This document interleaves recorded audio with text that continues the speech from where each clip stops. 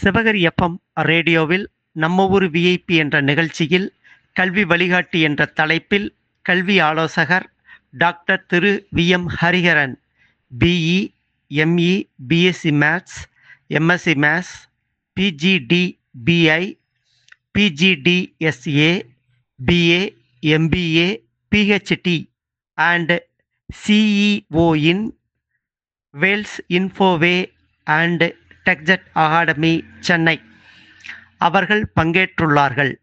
இந்நிகழ்ச்சியை நெறிப்படுத்துகிறார் அரச்சலூர் சூர்யா வடிவேல். கேட்டு பயன்பெறுங்கள். சிவகரி எஃப்எம் ரேடியோவின் நம்ம ஊர் விஐபி என்கிற நிகழ்ச்சிக்கு இன்றைய சிறப்பு விருந்தினர் ஈரோடு மாவட்டம் Arachalur doctor V M. Hariharan ME, PhD அவர்கள் வருகை புரிந்திருக்கிறார்கள். இவர் சென்னை கிண்டி பொறியியல் கல்லூரியில் பிஇ மற்றும் எம்இ முடித்து பிஹெச்டி இறுதி கட்டப்பணியில் படித்து கொண்டிருக்கிறார். Doctor V M. ஹரிஹரன் அவர்கள் கிண்டி பொறியியல் கல்லூரியில் உள்ள பேராசிரியர்களுடன் இணைந்து இந்தியாவில் பல கல்லூரிகள் மற்றும் பல்கலைக்கழகங்கள் அங்கீகரிக்கப்பட்டுள்ள 2 புத்தகங்களை எழுதியுள்ளார். மேலும் தொழில் முனைவோராக, ஸ்டூடெண்ட் ஆண்டர்பிரனராக டெக்ஜெட் மற்றும் வேல்ஸ் இன்ஃபோவே என்கிற 2 நிறுவனங்களை நிறுவி அதன் சிஇஓவாக திகழ்ந்து வருகிறார். மேலும் ஜெனித் ட்ரஸ்ட் என்கிற தொண்டு நிறுவனத்தை நிறுவி கல்வி இயலா குழந்தைகளுக்கு கல்வி பயிற்றுவித்தல் பயிற்சி முகாம்கள் மற்றும் வழிகாட்டுதல்களை செய்து வருகிறார். அப்படிப்பட்ட கல்வியாளர் டாக்டர் வி.எம். ஹரிஹரன் அவர்களை சிவகரி எஃப்எம் ரேடியோ சார்பில் வருக வருக என வரவேற்கிறோம். சார் வணக்கம். வணக்கம் சார். சிவகிரி எஃப்எம் ரேடியோவிற்கு எனது வாழ்த்துக்களை தெரிவித்துக் கொள்கிறேன். டாக்டர் சார், உங்களுடைய இளமை பருவம், கல்லூரி பருவம் மற்றும் ஆண்டர்பிரனராக சிறப்பாக செயல்பட்டு வருகிற 2 நிறுவனங்கள் குறித்து சொல்லுங்க சார். என்னோட பள்ளி பருவம் பார்த்தீங்க அப்படின்னா 1ஆம் வகுப்புலேருந்து 12ஆம் வகுப்பு வரைக்கும் பள்ளியூத்தில் இருக்கக்கூடிய நவரசம் மெட்ரிகுலேஷன் ஹையர் செகண்டரி ஸ்கூலில் தான் படித்தேன். 12th முடித்த உடனே 198 கட் ஆஃப் வாங்கி கிண்டி பொறியியல் கல்லூரியில் பிஇ கம்ப்யூட்டர் சயின்ஸ் சேர்ந்தது. 4 வருஷம் அங்கே தான். அப்புறம் எம்இ கம்ப்யூட்டர் சயின்ஸ் அங்கேயே சேர்ந்தேன். அப்புறம் பிஹெச்டியும் அங்கேயே போச்சு. அங்கே இப்போ பிஹெச்டி முடிக்கிற நிலைமையில் இருக்கு. இது பிஹெச்டி படிச்சுட்டு இருக்கும் போதே என்னோட ப்ரொஃபஸர்ஸோட சேர்ந்து 2 புக் எழுதி அந்த 2 புக்கும் ஆல் ஓவர் இந்தியாவில் இருக்கக்கூடிய பல யூனிவர்சிட்டிஸ், காலேஜஸில் ரெக்கக்னைஸ் பண்ணி அவங்களோட சிலபஸில் எங்களோட புக்கை வச்சிருக்காங்க டெக்ஸ்ட் புக்காக. இப்போ இது நான் எம்இ படிக்கும்போது தான் இந்த ஆண்டர்பிரினர் ஆகணும் அப்படிங்கிற ஒரு ஆசை வந்தது. ஸோ அது என்னோட சித்தப்பா மூலயமா தான் வந்தது. சித்தப்பா வேற யாரும் இல்லை, வடிவேல் அவர்கள் தான். அவர் மூலியமாக தான் வந்தது. அப்போ தொடங்கினது தான். அப்படியே அது அடுத்தடுத்த கட்டமாக நகர்ந்து இப்போ 2 நிறுவனமாக வந்திருக்கு. ப்ளஸ் அடுத்தது இன்னும் பல விஷயங்களை நோக்கி நகர்ந்து கொண்டே இருக்கிறது. ஸோ இதில் கூடுதலாக சமுதாயத்துக்கு ஏதாவது பணியாற்றணும் அப்படிங்கிறதுக்காக ஜெனித் ட்ரஸ்ட் அப்படின்னு சொல்லிட்டு ஒரு என்ஜிஓ தொண்டு சார்ந்த அமைப்பை நாங்கள் நிர்வகித்து அதில் பல வேலைகள் சமுதாயத்துக்காக நாங்கள் செஞ்சிட்ருக்கோம். சார், உங்களோட குடும்பத்தை பற்றி கொஞ்சம் சொல்லுங்கள். அப்பா பார்த்தீங்கன்னா வேல்முருகன் சொல்லிட்டு திப்பம்பாளையம் அரசு மேல்நிலை பள்ளியில் தலைமை ஆசிரியராக இருக்காரு. அம்மா புதுவலசு ஸ்கூலில் எலிமெண்ட்ரி ஸ்கூல் அங்கே டீச்சராக இருக்காங்க, பிடி அசிஸ்டன்ட் டீச்சராக இருக்காங்க. டெக்ஜெட் அகாடமி வாயிலா சிவகரி எஃப்எம் ரேடியோ சார்ந்த பள்ளி மாணவர்களுக்கு, குறிப்பாக 9ஆம் வகுப்பிலிருந்து 12ஆம் வகுப்பு வரை பயிலக்கூடிய பள்ளி மாணவர்களுக்கு உங்களுடைய டெக்ஜெட் அகாடமி வாயிலா கல்வி சார்ந்த ஊக்குவிப்பு மற்றும் பயிற்சி முகாம்கள் ஏராளமாக நடத்திட்டு வரீங்க. எங்களுக்கு சிவகிரி FM ரேடியோ நேயர்கள் மற்றும் இந்த சுற்றுவட்டார பகுதி மாணவர்களுக்கு, குறிப்பாக 9ஆம் வகுப்பிலிருந்து 12ஆம் வகுப்பு வரை பயிலக்கூடிய மாணவ மாணவிகளுக்கு நீங்கள் சொல்லக்கூடிய அறிவுரைகள், கல்வி வழிகாட்டுதல், அவங்க வெற்றி பெறுவதற்கு என்ன மையப்பொருளாக கொண்டு, குறிக்கோளாக கொண்டு வெற்றி அடையணும் அப்படிங்கிறத சொல்லுங்கள் சார். இப்போ 9ஆம் வகுப்பு மாணவர்கள் பார்த்தீங்க அப்படின்னா அவங்க ஃபர்ஸ்ட் நம்மளோட சிஸ்டம் பற்றி ஒரு இன்ட்ரடக்ஷன் சொல்லிட்டு நம்ம இதுக்கு வருவோமே. இப்போ நம்ம ஓவரால் நம்ம எஜுகேஷன் சிஸ்டம், நம்ம படிக்கக்கூடிய சிஸ்டம் எப்படி இருக்கு அப்படின்னா, 10th வரைக்கும் 10th ஒரு பப்ளிக் எக்ஸாம், அதாவது போர்டு எக்ஸாம் சொல்லக்கூடியதும், 11th ஒரு போர்டு எக்ஸாம், 12th ஒரு போர்டு எக்ஸாம், அதுக்கப்புறம் 12th முடிச்சுட்டு காலேஜ். ஸோ இதுதான் நம்ம ஓவரால் செட்டப். நம்ம இதை எப்படி ஓவராலாக சொல்லுவோம்னா 10+2+ காலேஜ் அப்படின்னு சொல்லுவோம். 10 years ஆஃப் பிரைமரி எஜுகேஷன், அதுக்கப்புறம் 2 years ஆஃப் ஹையர் செகண்டரி, அதுக்கப்புறம் காலேஜ். ஸோ இப்போ 10 years ஆஃப் எஜுகேஷனோட லாஸ்ட் ஃபேஸ் தான் நீங்கள் பார்த்தீங்க அப்படின்னா 9th ஸ்டாண்டர்டும் 10th ஸ்டாண்டர்டும். இப்போ 9th ஸ்டாண்டர்ட் 10th ஸ்டாண்டர்ட் ஏன் வந்து இவ்வளோ தூரம் கான்சென்ட்ரேட் பண்ணணும்? இதுக்கு ஒரு பப்ளிக் எக்ஸாம் வேணுமான்னு கேட்டால் எஸ் வேணும். ஏன் அப்படின்னா 11th and 12th பேசிக்ஸ் வந்து 9th and 10th தான் இருக்கு. அது இப்போ வந்து இப்போ இருக்கக்கூடிய பசங்களை வந்து நாங்கள் பார்க்கும்போது கேன்சலேஷன், அதாவது நம்ம மேத்ஸில் சொல்லணும்னா லெஃப்ட் சைடு ஈக்குவேஷன்லேருந்து ரைட் சைடுக்கு வர்றப்போ அந்த கேன்சலேஷனே வந்து பசங்க நிறைய பேர் திணறாங்க. ஸோ அப்போ இது எங்கிருந்து ஸ்ட்ராங் பண்ணணும் அப்படின்னா 9th ஸ்டாண்டர்ட்லேருந்து நம்ம ஸ்ட்ராங் பண்ண வேண்டியது. அப்போ 9th ஸ்டாண்டர்டில் என்ன பண்ணணும், பசங்க வந்து என்ன பண்ணணும் அப்படின்னா, எவ்வளவு தூரம் டேபிள்ஸும் நம்ம அல்ஜிப்ராவில் சொல்லக்கூடிய ஐடென்டிட்டிஸ், அல்ஜிப்ரிக் ஐடென்டிட்டிஸ்ன்னு சொல்லுவோம், அந்த அல்ஜிப்ரிக் சூத்திரங்களும் எவ்வளோ தூரம் ரெடி ஆக முடியுமோ, அதாவது தூக்கத்தில் எழுப்பி யாரையாவது ஒருத்தங்களை கேட்டால் கூட எந்த அளவுக்கு ரெடி ஆக முடியுமோ அந்த அளவுக்கு அவங்க தரவாக இருக்கணும். அதில் மனப்பாடங்கிறத விட அது எப்படி வந்தது, ஏன் வந்தது, எதனால் அது அப்படி வருது அப்படிங்கிறதும் எல்லாமே வந்து அவங்களுக்கு அந்த மாணவர்களுக்கு வந்து தெரியணும். இப்போ அது தெரிஞ்சாதான் நம்ம அடுத்த அந்த 9th ஸ்டாண்டர்ட்லேயே இருக்கக்கூடிய வேறு வேறு டாபிக்ஸ் போகிறப்ப ரொம்ப ஈஸியாக இருக்கும். இப்போ 9th ஸ்டாண்டர்டில் நம்ம எடுத்துக்கிட்டோம் அப்படின்னா மென்சுரேஷன் சொல்லக்கூடிய பல வடிவங்களை பற்றி, 3D ஃபிகர்ஸ் பற்றி, 2 dimensional ஃபிகர்ஸை பற்றி நம்ம நிறைய படிப்போம். அப்போ அந்த படிக்கிறப்ப எல்லாம் சிம்பிளிஃபிகேஷன் ப்ராசஸ்ன்னு சொல்லுவோம். இப்போ அது எப்படி வந்து நம்ம அந்த ஃபைனல் ஆன்சரை கொண்டு வர்றது அப்படிங்கும் போது எல்லாமே இந்த ஐடென்டிட்டிஸ் யூஸ் ஆகும். அப்போ அதை பற்றி ஸ்டூடெண்ட்ஸ் வந்து ரொம்ப கான்சென்ட்ரேட்டடாக தரவாக இருக்க வேண்டியது ரொம்ப முக்கியம். 9th ஸ்டாண்டர்ட் பையனுக்கு நான் சொல்லக்கூடிய ஒரு விஷயம் என்ன அப்படின்னா, எவ்வளோ தூரம் நீங்கள் டேபிள்ஸ்லையும் அல்ஜிப்ரிக் ஐடென்டிட்டிஸும் பேசிக் மேத்ஸில் எவ்வளோ தூரம் ஸ்ட்ராங் பண்ண முடியுதோ அந்த 9th ஸ்டாண்டர்டை நீங்கள் ஸ்ட்ராங் பண்ணிட்டீங்க அப்படின்னா உங்களுக்கு 10th ஸ்டாண்டர்ட் ரொம்ப ஈஸி ஆகிடும். ஸோ 9th ஸ்டாண்டர்டில் நீங்கள் கான்சென்ட்ரேட் பண்ண வேண்டியது 2 விஷயம், ஒன்று அல்ஜிப்ரிக் ஐடென்டிட்டிஸ், இன்னொன்று டேபிள்ஸ். ஸோ அடுத்தது நம்ம 10th வந்தோம் அப்படின்னா 9th முடிச்சு 10th வர்றப்ப அந்த கேப் வந்து இருக்கும். ஒரு சம்மர் ஹாலிடேஸ் அப்படின்னு சொல்லிட்டு எல்லாத்துக்குமே விடுவாங்க. 1 மாசமோ அல்லது 2 மாசம் விடுமுறை வந்து கட்டாயம் விடுவாங்க. அப்போ அந்த விடுமுறையை வந்து நீங்கள் எவ்வளோ தூரம் யூட்டிலைஸ் பண்ண முடியுமோ அவ்வளோ தூரம் நீங்கள் உபயோகப்படுத்தியே ஆகணும். என்னன்னா 9th நீங்கள் என்னெல்லாம் படிச்சீங்களோ அது எல்லாத்தையுமே நீங்கள் திரும்ப அதை படித்து திரும்ப அதை ரீகால் பண்ணி நீங்கள் மைண்டில் வச்சா மட்டும்தான் 10th வந்து உங்களுக்கு ரொம்ப ஈஸியாக இருக்கும். நம்ம கேக் வாக்குன்னு சொல்லுவோம். நம்ம எப்படி நார்மலாக கேக் வாக்குனா ரொம்ப ஈஸியாக இருக்கிறது. ஸோ அந்த மாதிரி உங்களுக்கு 10th ஈஸியாக இருக்கணும் அப்படின்னா 9th நீங்கள் அவ்வளோ ஸ்ட்ராங்காக இருக்கணும். அது ரொம்ப ரொம்ப ரொம்ப மேண்டேட்ரி. அதே மாதிரி 10th நீங்கள் சிலபஸ் ஆரம்பிக்கிறப்ப இப்போ ஜூனில் எல்லாத்துக்கும் வந்து ஸ்கூல் ஆரம்பிக்கும். அப்போ 10th ஸ்கூல் ஆரம்பிக்கும் போதே, ஜூனில் ஆரம்பிக்கும் போதே உங்களோட டார்கெட் வந்து 100ஆக தான் இருக்கணும். அதாவது ஒவ்வொரு சப்ஜெக்ட்லையும் நீங்கள் 100 on 100 தான் நீங்கள் எடுக்கணுங்கிறது யோசிச்சு வச்சிருக்கணும். நீங்கள் அங்கிருந்தே காய் நகர்த்தினா மட்டும்தான் ஃபைனலில் உங்களால் 100 out of 100 எடுக்க முடியும். அப்போ ஆரம்பிக்கக்கூடிய முதல் நாள்லேயே நீங்கள் படிக்கக்கூடிய ஒவ்வொரு விஷயமும், ஒவ்வொரு நீங்கள் சால்வ் பண்ணக்கூடிய சம்ஸ், மேத்ஸில் வந்து நீங்கள் ஒவ்வொரு சால்வ் பண்ணக்கூடிய சம்ஸும் நீங்கள் அதை கேதர் பண்ணி நீங்கள் சேவ் பண்ணி வைக்கணும். அதனால தான் ஸ்கூலில் வந்து 2 விஷயம் வச்சுருப்பாங்க. ஒன்று கிளாஸ் ஒர்க், இன்னொன்று ஹோம் ஒர்க் அப்படின்லாம் வச்சு அவங்க மெயின்டைன் பண்ணிட்டு இருப்பாங்க.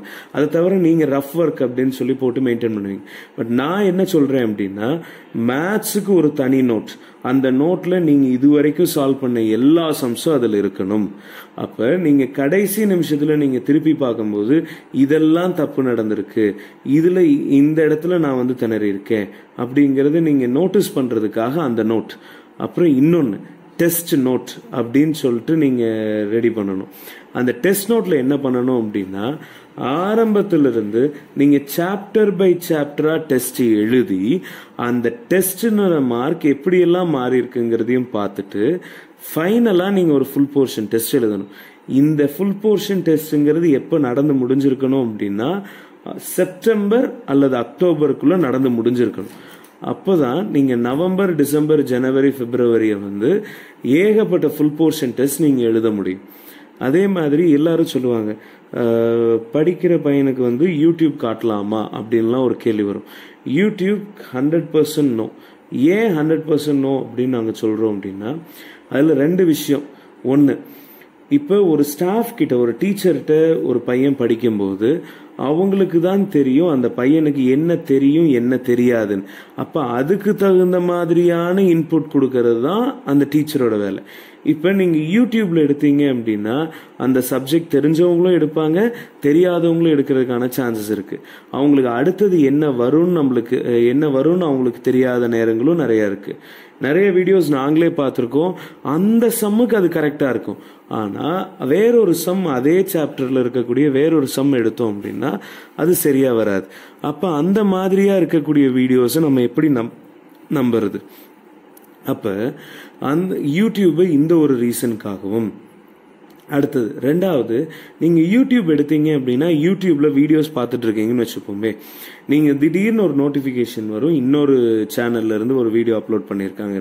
அப்போ ஒரு குழந்தைக்கு வந்து அவன் குழந்தை, ஹீஸ் அ சைல்டு, அவனுக்கு வந்து அவனும் மெச்சூர்டு, ஒரு 40 வயசு பெரியவங்க இல்லை, அவங்க எல்லாருமே வந்து டீனேஜில் இருக்கக்கூடிய குழந்தைகள். அப்போ அவங்களுக்கு டிஸ்ட்ராக்ஷன்ஸ் ஏற்கனவே ஜாஸ்தி. இது வந்து அதில் இன்னும் எரியற எண்ணெய் ஊற்றுற மாதிரி இன்னும் டிஸ்ட்ராக்ஷன்ஸை வந்து இன்க்ரீஸ் பண்ணிக்கிட்டே தான் இருக்கும்.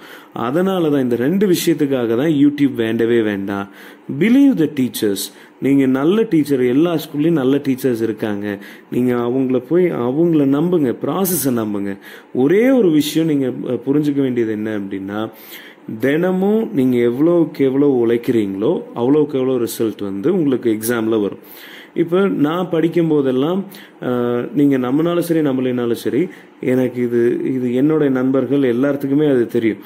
என்ன அப்படின்னா, எனக்கு போர் அடிச்சது 10th ஸ்டாண்டர்டில் எனக்கு போர் அடிச்சதுன்னா நான் பண்ணக்கூடிய விஷயம் வந்து மேத்ஸ் டெஸ்ட் எழுதுறதா இருக்கும். அந்த ஸ்டாஃபை நான் வந்து அவங்களோட பேர் சொல்ல விரும்பல, பட் அந்த ஸ்டாஃபை நான் டார்ச்சர் பண்ணியிருக்கேன். என்னன்னா, மேத்ஸ் டெஸ்ட்டாக எழுதி அவங்க ரொம்ப என்ன டென்ஷன் பண்ணாங்க அப்படின்னா, இது பண்ணிட்டியா அது பண்ணிட்டியான்னு எதை ரொம்ப கேட்டாங்கன்னா, அப்போவே போய் உட்காந்து நான் ஃபுல் போர்ஷன் டெஸ்ட் எழுதுறேன்னு அவங்ககிட்டே கொஸ்டின் பேப்பர் வாங்கிட்டு போய் ஃபுல் போர்ஷன் டெஸ்ட் எழுதி கொண்டு போய் நான் கொடுத்துருவேன். அவங்களுக்கு அது புது கொஸ்டின் பேப்பர், அது இது வரைக்கும் யாருக்கும் அதை திருத்தி இருக்க மாட்டாங்கிறனால திரும்ப அது எல்லாத்தையும் சால்வ் பண்ணி திருத்துறதுக்கு எப்படியும் ஒரு மணி நேரம் ஆகும். ஸோ இப்படியெல்லாம் நம்ம வந்து ஸ்டாஃப் வந்து இப்படியெல்லாம் நம்ம பழி வாங்கியிருக்கோம். ஸோ இந்த மாதிரியான நீங்கள் விஷயங்களில் தான் நீங்கள் கான்சென்ட்ரேட் பண்ணணும்.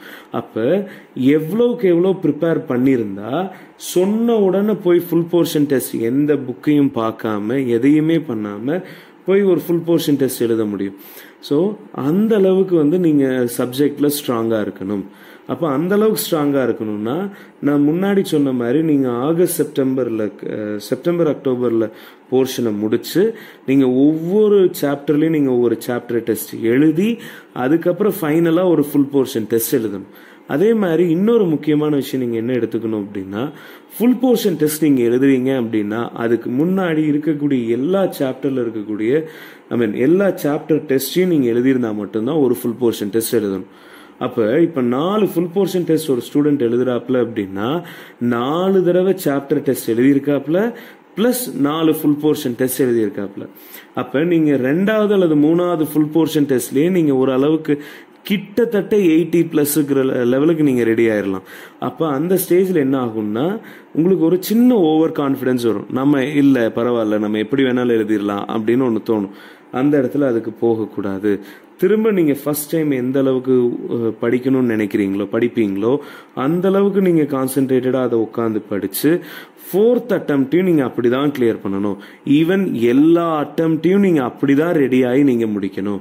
அப்போ இந்த ப்ராக்ரஸ் நீங்கள் நடந்துட்டு இருக்க உங்களோட டெய்லி ப்ராக்ரஸ் எப்படி இருக்கும் அப்படின்னா ஒரு நாளைக்கு நீங்கள் 50 சம் சால்வ் பண்ணுற மாதிரி இருக்கும் மினிமம். ஸோ அப்போ ஒரு நாளைக்கு 50 சம் நீங்கள் அங்கே சால்வ் பண்ணியே ஆகணும்.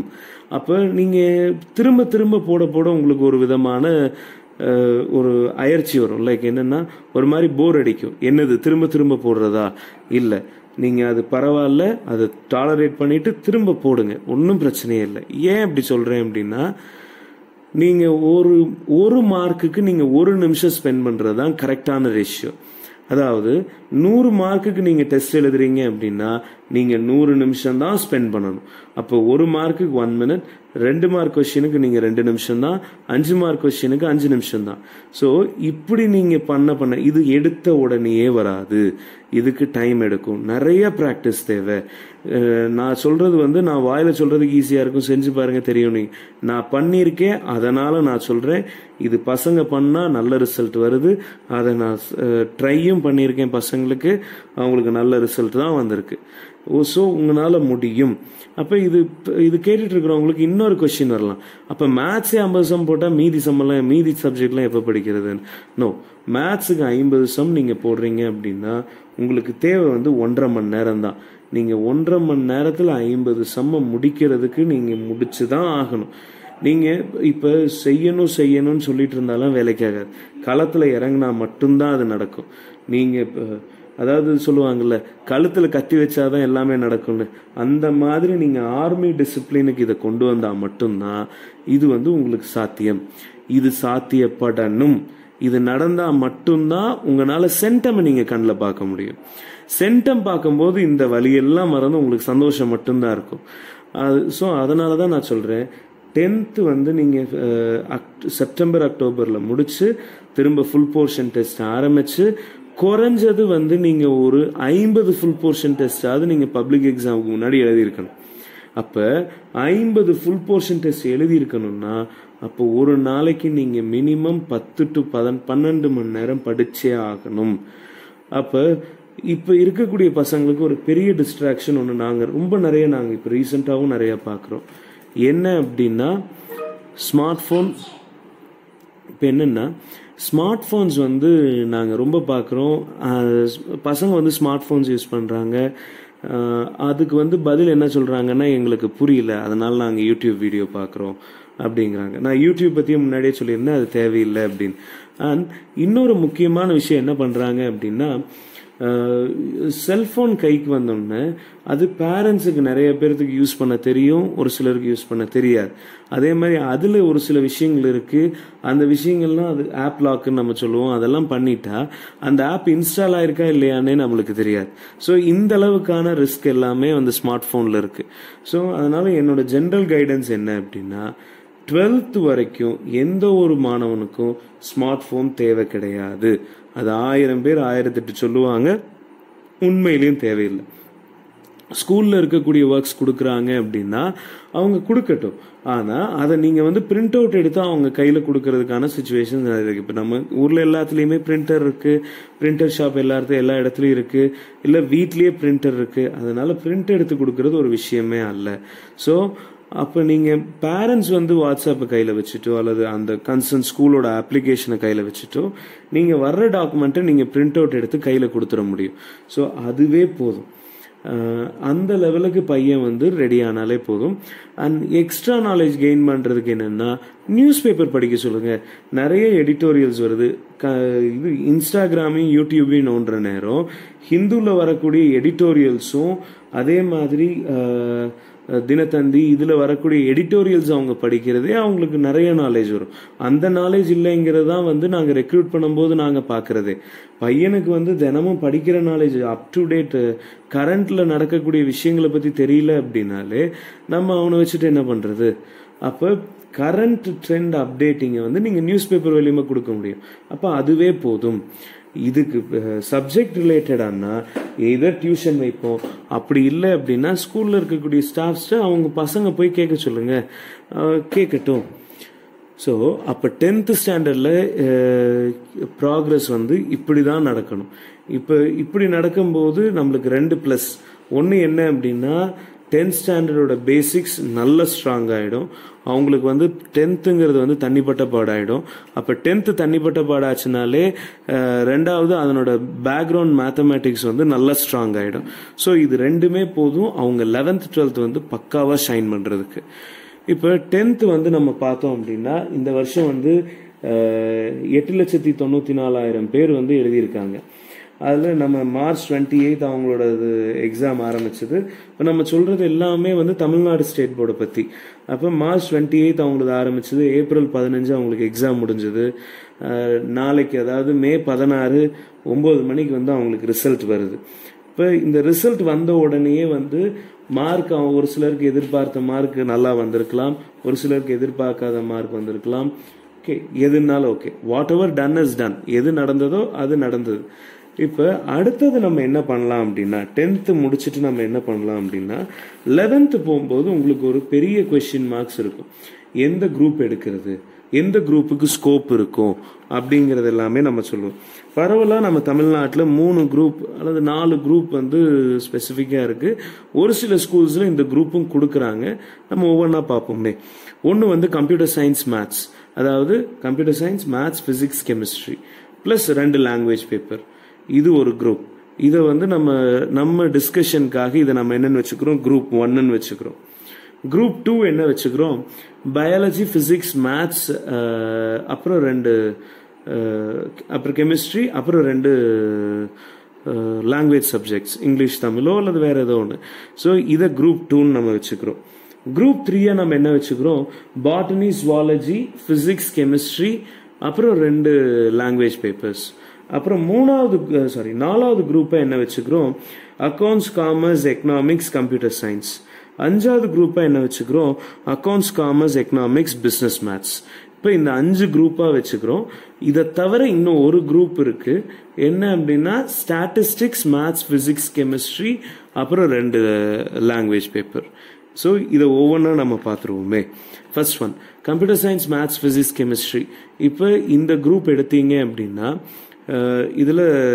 இதில் எடுத்து நம்ம பெரும்பாலான நம்ம தமிழர்கள் என்ன பண்ணுவாங்க அப்படின்னா முடிச்ச உடனே எய்தர் இன்ஜினியரா டாக்டரா அப்படிங்கிறதா கேள்வி வரும். இந்த குரூப் வந்து ஸ்பெஷலி மென்ட் ஃபார் இன்ஜினியர்ஸ். அப்போ இது முடிச்ச உடனேயே நீங்கள் இன்ஜினியரிங் தான் நீங்கள் போய் சேருவீங்க. அப்படி இல்லை அப்படின்னா ஆர்ட்ஸ் அண்ட் சயின்ஸில் ஒரு சில கோர்சஸில் நம்ம இல்லை எல்லா கோர்சஸ்லையுமே நம்ம கிட்டத்தட்ட எல்லா கோர்சஸ்லையும் சேர முடியும். ஒரு சில சின்ன சின்ன கோர்சஸ் மட்டும் நம்ம சேர்றதுக்கு கொஞ்சம் பிரச்சனைகள் இருக்கலாம். சரி, நம்ம இப்போ computer science maths physics chemistry எடுத்தோம் அப்படின்னா இதில் 2 விஷயம் நம்ம பார்க்கணும். இப்போ 12th நீங்கள் முடித்த உடனே நீங்கள் போய் சேர போகிறது இன்ஜினியரிங் காலேஜ் அப்படின்னா 11th 12th ஃபண்டமெண்டல்ஸ் நீங்கள் ஸ்ட்ராங்காக இருக்க வேண்டியது ரொம்ப முக்கியம். அப்போ எப்பவுமே நம்மளோட சிஸ்டம் எப்படி இருக்குது அப்படின்னா ப்ரீ போர்டு எக்ஸாம், அதாவது ப்ரீ போர்டுக்கு இருக்கக்கூடிய கிளாஸ் வந்து ரொம்ப ஸ்ட்ராங்கான கிளாஸாக இருக்கும். இப்போ ஃபார் எக்ஸாம்பிள் 9th ஸ்டாண்டர்டும் 11th ஸ்டாண்டர்டும் ரொம்ப முக்கியம். அதுக்கு அடுத்த ஸ்டாண்டர்டுக்கு. இப்போ 7th இல்லைன்னா கூட நம்ம 8th பிக்கப் பண்ணிக்கலாம்னு சொல்லலாம். ஆனால் 9th 11th வந்து நீங்கள் அதை தவிர்த்து நீங்கள் ஒரு ஸ்கூல் எஜுகேஷனை பார்க்கவே முடியாதுங்கிற ஒரு சுச்சுவேஷன். ஸோ அப்போ இந்த கம்ப்யூட்டர் சயின்ஸ் மேத்ஸ் ஃபிசிக்ஸ் எடுக்கிறவங்க என்ன மேஜராக பண்ணணும் அப்படின்னா, மேத்ஸ் ஃபிசிக்ஸ் வந்து எவ்வளோ தூரம் ஸ்ட்ராங் ஆக முடியுமோ 11th 12th வந்து அவ்வளோ தூரம் ஸ்ட்ராங்காக இருக்கணும். ஏன் அப்படின்னா, இன்ஜினியரிங் காலேஜ் போன உடனே ஃபர்ஸ்ட் செமஸ்டர்லேயே வந்து உங்களுக்கு மேத்ஸ் தான் இருக்குது. அப்போ அதில் மேத்ஸும் இருக்குது, ஃபிசிக்ஸும் இருக்குது, கெமிஸ்ட்ரி இருக்குது. பட் ஆனால் அது கொஞ்சம் வேறு மாதிரி ஒரு ஃபார்மேட்டில் இருக்கும். ஸோ அதனால் மேத்ஸ் ஃபிசிக்ஸ் பார்த்தீங்க அப்படின்னா இதனோட பேசிக்ஸ் தான் அங்கே வந்து நிற்கும். ஸோ அப்போ 11th படிக்கிறது 12th மட்டும் அல்ல, 11th போர்டு எக்ஸாமுக்காக மட்டும் அல்ல, இது வந்து காலேஜுக்காக. ஸோ அப்போ 11th வந்து நீங்கள் எவ்வளோ தூரம் ஸ்ட்ராங்காக இருக்கீங்களோ அவ்வளோ தூரம் உங்கள் காலேஜ் வந்து ரொம்ப ஸ்ட்ராங்காக இருக்கும். ஸோ அது ஒன்று. அடுத்தது, இதில் இருக்கக்கூடிய பசங்க எல்லாருமே தப்பு பண்ணுறது ஒரு பக்கம் என்ன அப்படின்னா, டோட்டல் மார்க் வேணும்னு ரொம்ப அலாதியாக ட்ரை பண்ணுறாங்க. அது அப்படியெல்லாம் ட்ரை பண்ணக்கூடாது. அது என்ன அங்கே இருக்குது அப்படின்னா, உங்களுக்கு கட் ஆஃப் அப்படின்னு சொல்லிட்டு ஒன்று கால்குலேட் பண்ணுவாங்க இன்ஜினியரிங் அட்மிஷனில். அது எப்படி கால்குலேட் பண்ணுவாங்க அப்படின்னா, மேத்ஸை வந்து 100 மார்க்குக்கு அப்படியே எடுத்துப்பாங்க. அடுத்தது ஃபிசிக்ஸ் வந்து என்ன பண்ணுவாங்க அப்படின்னா 50 மார்க்குக்கு அதை கன்வெர்ட் பண்ணிப்பாங்க. அதாவது நீங்கள் எடுக்கிற மார்க்கை டிவைடட் பை 2. அடுத்தது கெமிஸ்ட்ரி மார்க்கையும் டிவைடட் பை 2. மீதி எந்த சப்ஜெக்ட் மார்க்கையும் எடுத்துக்கவே மாட்டாங்க. அதாவது கம்ப்யூட்டர் சயின்ஸும் சரி, மற்ற 2 லாங்குவேஜும் சரி, அது நம்ம பார்ட் ஆஃப் இன்ஜினியரிங் அட்மிஷன்ல எடுத்துக்கவே மாட்டாங்க. கட் ஆஃப் மார்க்ல வர்றது 3 subject, maths, physics, chemistry. Maths வந்து 100க்கு அப்படியே 100க்கு எடுத்துப்பாங்க. பிசிக்ஸ் அண்ட் கெமிஸ்ட்ரி ரெண்டையும் 50-50க்கு எடுத்துப்பாங்க. அப்ப கட் ஆஃப் மார்க்கோட டோட்டல் எப்படி இருக்கும்னா 200க்கு இருக்கும். இப்ப தமிழ்நாடு இன்ஜினியரிங் அட்மிஷன் சொல்லிட்டு ஒரு வெப்சைட் இருக்கு, TNEA அப்படின்னு நம்ம சொல்லுவோம். அந்த வெப்சைட்ல நீங்க போய் பார்த்தீங்கன்னா ப்ரீவியஸ் இயர் கட் ஆஃப் எல்லாமே நீங்க பார்க்க முடியும். அப்ப அதுல டாப் காலேஜஸ் எல்லாம் நீங்க போய் பார்த்தீங்க அப்படின்னா 99, 98, அது 96, 93, 91க்குள்ள வந்து உங்களுக்கு டாப் டயர் காலேஜஸ் எல்லாமே முடிஞ்சிருது. அதாவது தமிழ்நாட்டில் இருக்கக்கூடிய டாப் ரேங்கிங்ல இருக்கக்கூடிய காலேஜஸ் எல்லாமே 91ங்கிற கட் ஆஃபுக்குள்ள முடிஞ்சிருது. அப்ப நம்ம இந்த கட் ஆஃப் மார்க்குக்கு எவ்வளவு உழைக்க வேண்டியது இருக்குங்கிறது இதுல இருந்து தெரிஞ்சுக்கலாம். அப்ப நம்ம 11th and 12th கான்சென்ட்ரேட் பண்ண வேண்டியது என்ன அப்படின்னா, மேத்ஸ், பிசிக்ஸ், கெமிஸ்ட்ரி இந்த 3க்கும் தான் நீங்க கான்சென்ட்ரேஷன் போடணும். டோட்டல் என்ன வந்தாலும் பரவாயில்ல, மற்ற சப்ஜெக்ட்ல பாஸ் ஆனீங்களா, right, okay, but give priority to maths, physics, chemistry. Total உங்களுக்கு முக்கியம் அப்படின்னு நீங்க நினைச்சீங்கன்னா அதை 4வது ப்ரியாரிட்டியா வச்சுக்கோங்களே தவிர ஃபர்ஸ்ட் ப்ரியாரிட்டி அது அல்ல. இப்ப மேத்ஸ், பிசிக்ஸ், கெமிஸ்ட்ரி எடுத்துட்டு இப்ப நீங்க அதுல நீங்க ப்ரிப்பேர் ஆகுறீங்கன்னு வச்சுக்கோங்களேன். அப்ப 11th படிக்கிறது 12th வருங்கிறதுனால 11th நீங்க எவ்வளவுக்கு எவ்வளவு டீப்பா படிக்க முடியுதோ அவ்வளவுக்கு எவ்வளவு டீப்பா படிங்க. 11th நம்மளுக்கு ஒரு போர்டு எக்ஸாம் இருக்கு, அதாவது பப்ளிக் எக்ஸாம் இருக்கு. ஆனா அதை வந்து நம்ம கட் ஆஃப்க்கு எடுத்துக்க மாட்டோம். ஸோ அதனால நீங்க அதை பத்தி கவலைப்பட தேவையில்லை. பட் இருந்தாலும் உங்களுக்கு காலேஜில் உங்களுக்கு இது தேவைப்படுங்கிறனால 11th எவ்வளவுக்கு எவ்வளோ நீங்க 12th ஈக்குவலா 11th ட்ரீட் பண்ணாலும் தப்பே இல்லை, படிங்க. எவ்வளோ ஸ்ட்ராங்கா படிக்க முடியுதோ அவ்வளோ ஸ்ட்ராங்கா மேத்ஸ், பிசிக்ஸ், கெமிஸ்ட்ரி ரெடி ஆயிடுங்க. இப்ப 11th போகும்போதே நீங்க மைண்ட் செட் என்னவா இருக்கணும் அப்படின்னா, 12th எனக்கு கட் ஆஃப் 200 out of 200 வரணும். அப்ப அதுக்கு எந்த சப்ஜெக்ட் நீங்க எப்படி ப்ரியாரிட்டி கொடுக்கணுங்கிறது இப்ப நம்ம ஒரு தடவை பார்ப்போமே. நான் கட் ஆஃப் கால்குலேஷன் பத்தி சொல்லும் போது நான் சொல்லியிருந்தேன், மேத்ஸ் 100க்கும், பிசிக்ஸ் 50க்கும், கெமிஸ்ட்ரி 50க்கும் நம்ம மாத்துவோம் அப்படின்னு சொல்லிட்டு. இப்ப மேத்ஸ்ல 1 மார்க் போச்சு அப்படின்னா கட் ஆஃப்ல 1 மார்க் போச்சுன்னு அர்த்தம். இதே பிசிக்ஸ்ல 1 மார்க் போச்சு அப்படின்னா கட் ஆஃப்ல 0.5 அரை மார்க் போச்சுன்னு அர்த்தம். அப்ப மேத்ஸுக்கு first priority, second priority physics, third priority chemistry. ஏன் அப்படின்னா ஃபர்ஸ்ட் ஒன் மேத்ஸுக்கு ஏன் ப்ரியாரிட்டி கொடுக்குறோம்னா, நீங்க பிசிக்ஸ் கெமிஸ்ட்ரியில என்ன அப்ளை பண்ண போறீங்களோ அதை நீங்க படிக்க போற இடம் வந்து மேத்ஸ். அப்ப நீங்க எதுல ஸ்ட்ராங்கா இருக்கணும், மேத்ஸ்ல ஸ்ட்ராங்கா இருந்தா தான் பிசிக்ஸ் கெமிஸ்ட்ரி அடுத்த ஸ்டேஜ் கொண்டு போக முடியும். சோ அப்ப மேத்ஸ் ஃபர்ஸ்ட் ஸ்ட்ராங்காங்க. சரி, அடுத்தது பிசிக்ஸ் கெமிஸ்ட்ரி இது எல்லாமே ஸ்ட்ராங் ஆகியாச்சு. இப்போ இதில் நம்ம அடுத்த லெவல் இதை 11th எப்படி நான் இப்போ ஹேண்டில் பண்ணுறது அப்படின்னா, 11th நான் 10th சொன்ன மாதிரியே தான் நீங்கள் ஸ்கெடியூல் போட்டாகணும். செப்டம்பர் அக்டோபரில் ஃபுல் போர்ஷன் நீங்கள் முடிச்சிருக்கணும். அப்புறம் ஃபுல் போர்ஷன் டெஸ்ட் எழுத ஆரம்பிச்சிருக்கணும். நீங்கள் இந்த ப்ளூ பிரிண்ட்டுக்காகவோ இதுக்காகவோ நான் அதை விடுறேன் இதை விடுறேன் அதெல்லாம் வேலைக்கே ஆகாது. நீங்கள் சென்டம் வாங்கணும்னு முடிவு பண்ணிட்டா நீங்கள் விடுறேங்கிற பேச்சுக்கே இல்லை. இந்த அட்டை டு அந்த அட்டை வந்து எந்த கான்செப்ட் கேட்டாலும் உங்களால் சொல்ல முடியணும், எப்படி கேட்டாலும் சொல்ல முடியணும். இப்போ ஒரு சில கான்செப்டுக்கெல்லாம் பார்த்தீங்க அப்படின்னா உங்களுக்கு சம்ஸ் கம்மியாக இருக்கலாம். இப்போ தமிழ்நாடு ஸ்டேட் போர்டில் இருக்கக்கூடிய புக்ஸில் பார்த்தீங்கன்னா சம்ஸ் கம்மியாக இருக்கலாம். எல்லா நேரமும் எல்லாத்துக்கும் ஒரே வெயிட்டேஜ் கொடுத்து நம்ம சம்ஸும் எல்லா இடத்துலையும் டெக்ஸ்ட் புக்கில் போட முடியாது. அப்போ நீங்கள் என்ன பண்ணுங்கன்னா வேறு ஒரு சில புக்ஸ் இருக்குது. இப்போ 11th ஸ்டாண்டர்ட் 12th ஸ்டாண்டர்ட் பசங்களுக்கு வந்து இன்டகிரேஷன் இருக்குது. அப்போ அதை நீங்கள் இன்னும் ப்ராக்டிஸ் பண்ணுறதுக்கு என்ன பண்ணலாம் அப்படின்னா சிபிஎஸ்சியோட 12th ஆர்டி சர்மா புக்குன்னு சொல்லிட்டு ஒன்று இருக்கும். ஆர்டி சர்மா நீங்கள் கைடை வாங்கினீங்க அப்படின்னா அதில் நீங்கள் சம்ஸ் வந்து கிட்டத்தட்ட ஹண்ட்ரட்ஸில் கொடுத்துருக்காங்க. அப்போ நீங்கள் அதை ப்ராக்டிஸ் பண்ணி பார்க்கலாம். அப்போ கிரியேட்டிவ் கொஷின்ஸ் கட்டாயம் வரும்னு நம்ம கவர்மெண்ட் சொல்லிட்டாங்க. அப்போ நீங்கள் கிரியேட்டிவ் கொஷின்ஸ் வருது அப்படின்னா அப்போ அதுக்கும் நீங்கள் ரெடி ஆகணும்ல. அப்போ நீங்கள் அது ரெடி ஆகாமல் இருந்தால் அங்கே மார்க் போச்சுன்னா என்ன பண்ணுறது? ஸோ நீங்கள் எங்கே ஃபஸ்ட்டு நீங்கள் Tamil Nadu state board book ready ஆகணும். அடுத்தது இதுக்கு நம்ம ஆர்டி சர்மாவில் இருக்கக்கூடிய சம்ஸை நீங்கள் போட்டு ரெடி ஆகணும். ஸோ இது எல்லாமே நீங்கள் சைமல்டேனியஸாக பண்ணிக்கிட்டே இருக்கணும். கூடவே உங்களுக்கு எத்தனை சப்ஜெக்ட் இருக்குன்னா 3 சப்ஜெக்ட் இருக்கு. அப்போ 3 சப்ஜெக்டையும் நீங்கள் பேரலாக பண்ணணும். எப்போ 10th லீவில் இருந்து 12th முடிகிற வரைக்கும். இப்போ நீங்கள் இது பண்ணும்போது உங்களுக்கு 2 ப்ளஸ் இருக்குது. ஒன்று வந்து என்ன அப்படின்னா இன்ஜினியரிங் அட்மிஷன், அதாவது டிஎன்இஏன்னு சொல்லக்கூடியதில் உங்களுக்கு ஹையர் கட் ஆஃப் வர்றது ஒன்று. ரெண்டாவது வந்து நீங்கள் வேறு யூனிவர்சிட்டிஸ், இப்போ வந்து எஸ்ஆர்எம் யூனிவர்சிட்டியோ அல்லது விஐடியோ அல்லது வந்து ஐஐடி அண்ட் என்ஐடிஸ் IIITஸ்க்கான ஜேஇ மெயினோ அல்லது ஜேஇ அட்வான்ஸ்டோ இது எழுதும்போது உங்களுக்கு ரொம்ப ஈஸியாக இருக்கும் மேத்தமேட்டிக்ஸ் பேப்பர். ஏன்னா நம்ம தமிழ்நாடு கவர்மெண்ட்ல வந்து அவ்வளோ தூரம் சிலபஸை வந்து டஃப் பண்ணி வச்சிருக்காங்க. ஸோ தட் வந்து என்ட்ரன்ஸ் எக்ஸாம் எழுதுறவங்களுக்கு வந்து எதுவும் தெரியல, அவங்க ஸ்பெஷல் கிளாஸ் போகாமே அவங்களால பாஸ் பண்ண முடியணும், என்ட்ரன்ஸ் எக்ஸாம் கிளியர் பண்ண முடியணுங்கிறதுக்காக அவ்வளோ தூரம் ரெடி பண்ண புக்கு தான் இது. ஸோ அப்போ நீங்கள் வந்து இதை யூட்டிலைஸ் பண்ணுறதுக்கு நீங்கள் இப்படி தான் நீங்கள் யூட்டிலைஸ் பண்ணணும். அப்போ வேறு எக்ஸ்ட்ரா சம்ஸ் நீங்கள் போட போட உங்களுக்கு அந்த டாபிக் வந்து ரொம்ப ஈஸியாகிடும். அப்போ இதுக்கு ஒரு கைடன்ஸோ அல்லது நீங்கள் ஒரு மென்டரோ இதுக்கு தேவை. அப்போ அதுக்கு வந்து நீங்கள் உங்கள் ஸ்கூல் டீச்சரோ அல்லது டியூஷன் ஸ்டாஃபோ நீங்கள் யாரை வேணாலும் நீங்கள் எடுத்துக்கலாம். ஸோ அப்போ நீங்கள் எடுத்துட்டு அவங்களோட ஃப்ளோவில் நீங்கள் நகர்ந்தீங்க அப்படின்னா இது ரெடி ஆகிடும். பட் ஒரே ஒரு முக்கியமான விஷயம் என்ன ஞாபகம் வச்சுக்கணும் அப்படின்னா நீங்கள் படிக்கிறத 12th மறந்துடக்கூடாது. Through out your life time ஞாபகம் வச்சுக்கிட்டா ஈவன் மோர் குட். ஏன் அப்படின்னா ஏகப்பட்ட இடத்துல இதை நம்ம தெரிஞ்சும் தெரியாமலும் இந்த விஷயங்கள் எல்லாமே யூஸ் பண்ணுறோம். அப்போ அது இன்னும் புரிஞ்சு நீங்கள் யூஸ் பண்ணீங்க அப்படின்னா ஈவன் மோர் பெட்டர், அது இன்னமும் நல்லா இருக்கும். சரி, இப்போ 12th நம்ம வந்தோம் அப்படின்னா இன்னும் அந்த குரூப் டிஸ்கஷன் இருக்கே. நம்ம இப்போ பயாலஜி மேத்ஸ் நம்ம எடுத்தோம் அப்படின்னா செகண்ட் குரூப் நம்ம சொல்லியிருந்தோம், பயாலஜி மேத்ஸ் ஃபிசிக்ஸ் கெமிஸ்ட்ரி. இது என்ன பண்ணணும்னா இது ரெண்டுத்துக்கும் உங்களுக்கு ஓப்பன் பண்ணி கொடுக்கும் டோரை. ஒன்று டாக்டர் ஆகணும்னாலும் ஆகலாம் அல்லது வந்து நீங்கள் இன்ஜினியர் ஆகணும்னாலும் ஆகலாம்.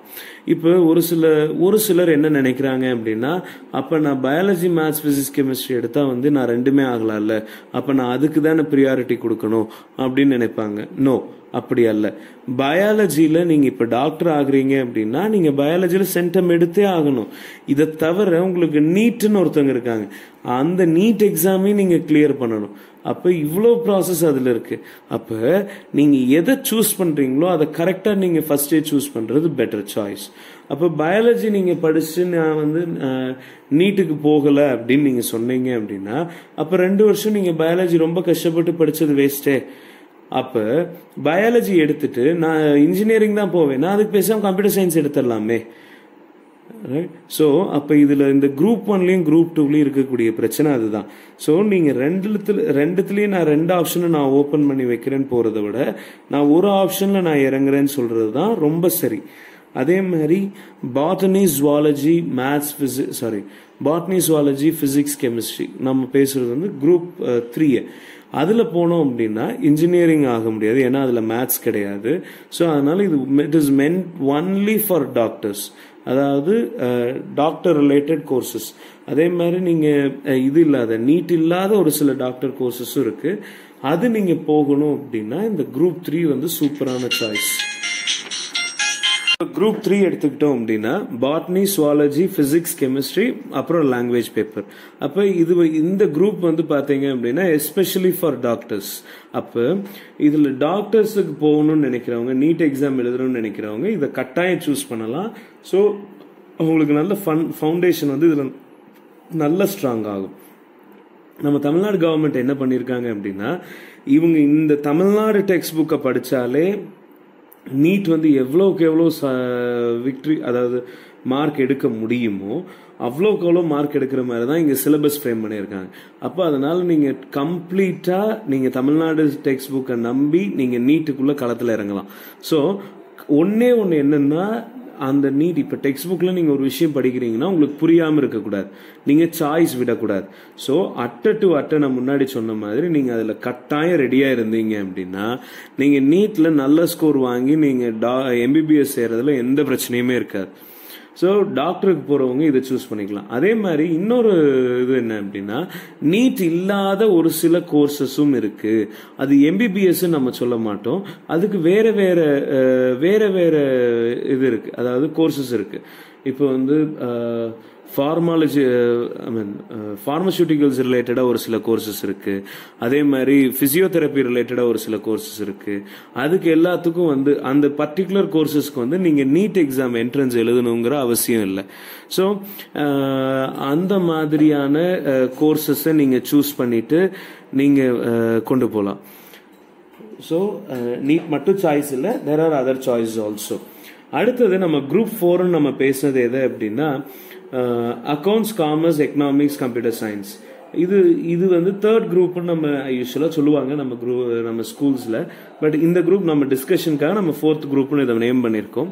பட் இதில் பார்த்தோம் அப்படின்னா accounts, commerce, economics, computer science வந்து பேசிக்கலாக ஒரு சூப்பரான காம்போ. இந்த காம்போ ஏன் அப்படின்னா, ஒரு சில ஸ்கூல்ஸ் இப்போ வந்து நீங்கள் ஃபார் எக்ஸாம்பிள் நம்ம எடுத்துக்கிட்டோம் அப்படின்னா மெட்ராஸ் ஸ்கூல் ஆஃப் எக்கனாமிக்ஸ் அப்படின்னு சொல்லிட்டு ஒரு ஸ்கூல் இருக்கு. அதே மாதிரி டெல்லி ஸ்கூல் ஆஃப் எக்கனாமிக்ஸ், இன்னும் ஒரு சில எக்கனாமிக்ஸ்க்காகவே சிறந்த ஒரு சில ஸ்கூல்ஸ் எல்லாம் இருக்கு. அவங்கெல்லாம் பார்த்தீங்கன்னா they are giving fantastic courses. அதில் வந்து எக்கனாமிக்ஸ் நீங்கள் எவ்வளோக்கு எவ்வளோ படிக்கிறீங்களோ அதுக்கு ஈக்குவலண்ட்டாக மேத்ஸும் படிப்பீங்க.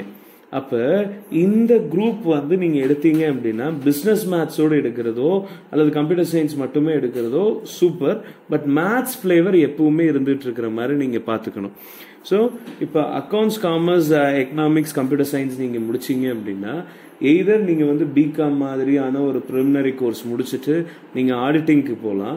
அப்படி இல்லை அப்படின்னாலும் ஆடிட்டர் அதாவது சிஏ ஆடிட்டிங் இல்லாமல் வேறு ஒரு சில ஆடிட்டிங் கோர்சஸ் எக்ஸாம்ஸ் எல்லாமே இருக்குது.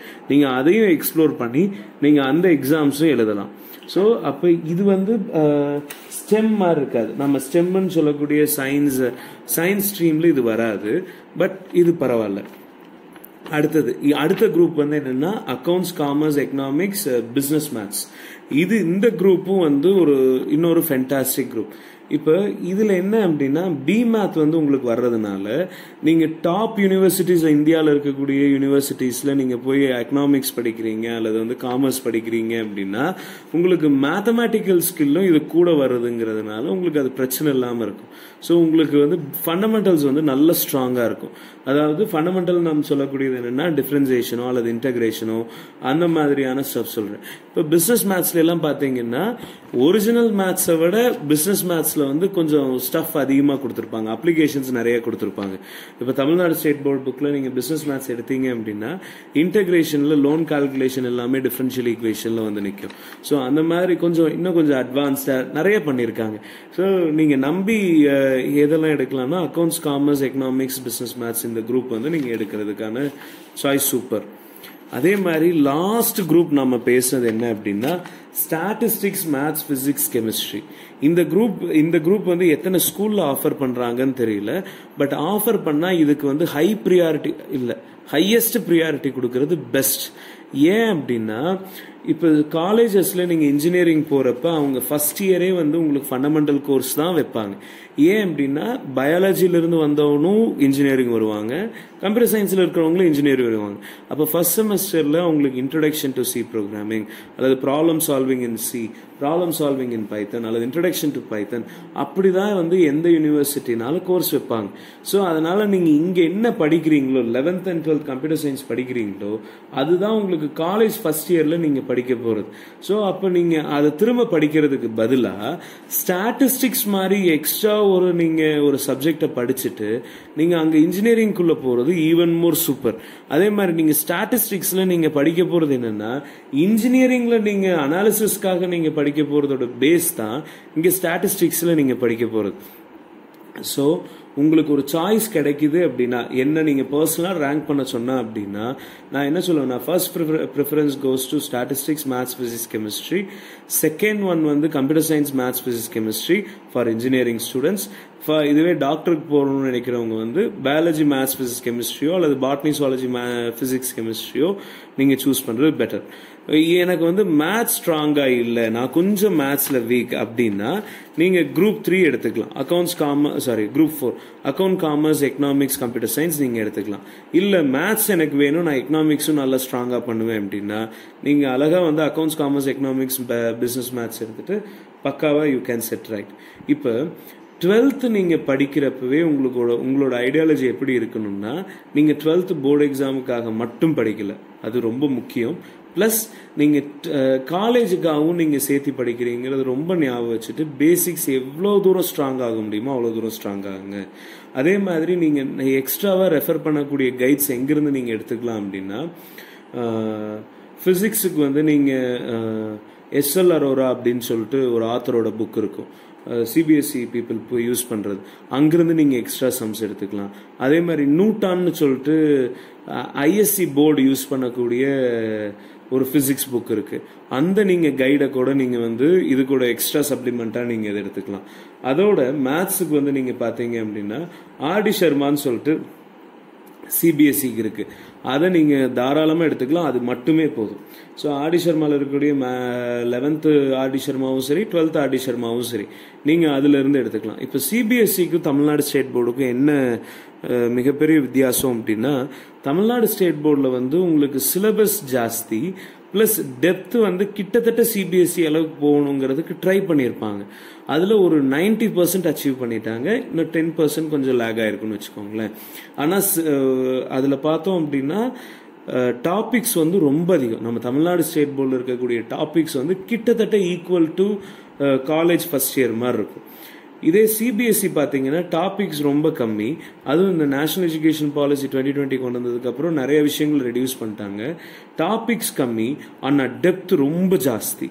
ஸோ அதனால தான் வந்து சிபிஎஸ்சி பீப்புள்னால நிறைய விஷயங்களை டிஃப்ரெண்ட்டாக திங்க் பண்ண முடியுதுன்னா வேற ஒரு சில ஆட்கள் சொல்றதுக்கு காரணம். அப்போ நீங்கள் அந்த அளவுக்கு ரெடி ஆகணும் அப்படின்னா ஒவ்வொரு டாபிக்லையும் நீங்கள் குறைஞ்சது வந்து ஒரு 150 sums to 200 sums ஒவ்வொரு டாபிக்லையும், ஒவ்வொரு சப்ஜெக்ட் இல்லை, ஒவ்வொரு டாபிக்லையும் நீங்கள் இங்கிருந்து எக்ஸ்ட்ரா சம்ஸ் எல்லாமே நீங்கள் போட்டு பழகிட்டீங்க அப்படின்னா யார் எப்படி கேட்டாலும் உங்களால் ஆன்சர் பண்ண முடியும். நீங்கள் இதை 12th போர்டு எக்ஸாமில் கேட்கக்கூடிய கிரியேட்டிவ் கொஸ்டின்ஸாக இருக்கட்டும், அல்லது என்ட்ரன்ஸ் எக்ஸாம் ஜேஇ மெயினில், ஜேஇ அட்வான்ஸில், அல்லது எஸ்ஆர்எம்ல என்ட்ரன்ஸ் எக்ஸாம், அல்லது விஐடி என்ட்ரன்ஸ் எக்ஸாம், அல்லது வேற எந்த என்ட்ரன்ஸ் எக்ஸாமில் நீங்கள் எழுதுறதுனா கூட நீங்கள் இதை கொண்டு வரலாம்.